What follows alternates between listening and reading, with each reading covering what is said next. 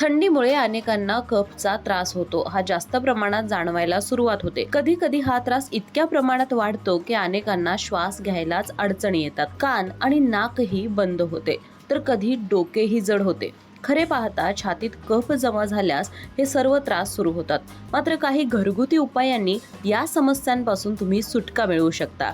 अशा वेळी तुम्हाला हळदीचे दूध पिणे फायद्याचे ठरू शकते.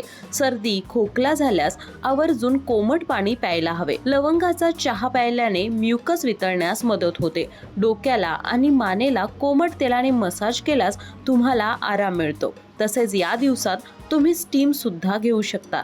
याने तुम्हाला बऱ्याच प्रमाणात फरक जाणवू शकेल. हा व्हिडिओ तुम्हाला कसा वाटला नक्की कळवा. व्हिडिओ आवडल्यास लाईक करा आणि अशाच नवनवीन व्हिडिओसाठी माय महानगर मानिनीला जरूर सबस्क्राईब करा.